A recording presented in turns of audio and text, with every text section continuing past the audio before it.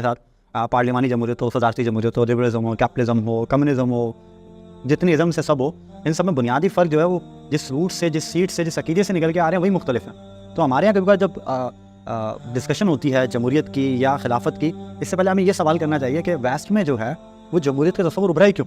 इससे पहले कि मैं बताऊँ कि डिफरेंस में क्या है और कैसे खिलाफत अलग है, समझ जाऊँगा वो हिस्टोरिकल कॉन्टेक्स्ट भी हमारे जहन पर है। देखिए यूरोप में या वेस्ट में जमहूरियत का तस्वुर उभरा है ख़ास पॉलिटिकल या हिस्टोरिकल कॉन्टेक्स्ट में। वहाँ पर किंगशिप होती थी, वहाँ पर पोप एक अथॉरिटी रखता था, किंग जो है वो रूल करता था, पोप उसको खुदाई इख्तियार के नाम पर रूल करवाता था। ये सारी चीज़ें थी। इससे तंग आकर वहाँ पर जो है कुछ तब्दीलियाँ वाक़ई हुई थी और पूरे एक हिस्टोरिकल कॉन्टेक्स्ट से अभी टाइम नहीं उसमें जाने का, लेकिन रेनेसेंस था, रिफॉर्मेशन थी, उसके बाद साइंटिफिक रेवोल्यूशन था, इंडस्ट्रियल रेवोल्यूशन था, बल्कि उसके बाद एनलाइटमेंट का एक प्रोसेस था।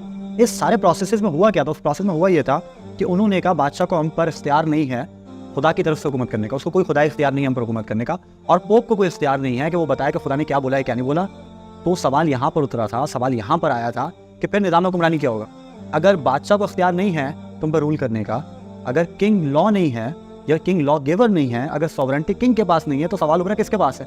इसका जवाब वेस्ट में जमहूरियत की सूरत में दिया गया कि भाई हमारे ऊपर हुकूमत करने का इख्तियार उस शख्स को है जिसको हम चुन के लाएंगे, और हमारे ऊपर उन कवानीन को निफाज करने का इख्तियार होगा जिनको हमारे नुमाइंदे या हम खुद डेवलप करेंगे। तो वहाँ पर ये सॉवरेंटी का तस्वुर उभरा था जो इससे पहले बादशाह के लिए था। सॉवरेंटी अच्छा ये सारी डिस्कशन मैं खुद नहीं कर रहा, ये जो बंदा चाहे पढ़ ले।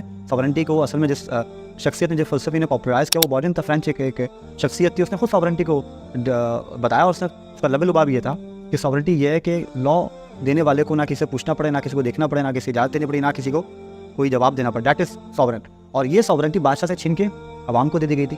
तो असल में तो वेस्ट में एक तब्दीली आई थी। उन्होंने कहा खुदा का हुक्म हम नहीं मानेंगे, बाइबल हमें नहीं मानना, बादशाह में नहीं चाहिए। हमारे कॉन्टेक्स्ट में डिस्कशन कहाँ से आ रही है? तो ये लोग एक कौम अगर कह रही है कि मुझे अल्लाह सुब्हानहू ने पैदा किया है, हम जो है अल्लाह सुब्हानहू तआला के बंदे हैं, अल्लाह सुब्हानहू ने उम्मत को इस ज़मीन पर खलीफा बनाया वगैरह वगैरह वगैरह, तो फिर जमहूरियत का सवाल ही किया। अच्छा इस कॉन्टेक्स्ट में अगर हमने सॉवरेंटी को समझ लिया तो हमें जमहूरियत और इस्लाम के खिलाफत में फ़र्क वाज़ेह हो जाएगा। जमहूरियत में इंसान कानून साज होता है, और आप कोई भी निज़ाम उठा ले, कोई भी मॉडल उठा ले, उसकी यूनिकनेस क्या है? इस खिलाफत के मुकाबले में उसका जो फ़र्क है वो क्या है कि उसको किसी इंसानी दिमाग ने डेवलप किया, किसी फ़लसफ़ी ने किया। वो हो सकता है एडम स्मिथ, वो हो सकता है मार्क्स, हो सकता है लेनिन, हो सकता है जो है वो मेडिसन हो, फेडरलिस्ट पेपर में लिखने वाला जो अमेरिकन जो फाउंडिंग फादर्स है वो हो। तो एक शख्सियत, एक बंदा जिसने अपने अकल से एक निज़ाम डेवलप किया, दैट इज़ समथिंग। खिलाफत क्या है? ये इस्लाम क्या है? ये अल्लाह सुब्हानहू तआला ने अपने वही के ज़रिए इंसान को एक निज़ाम दिया।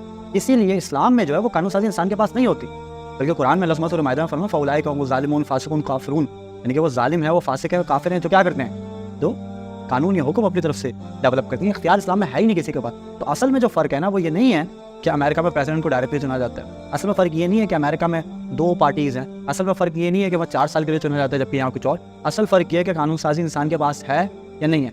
अगर कानून साज़ी इंसान के पास है तो एक प्रॉब्लमेटिक सिस्टम है।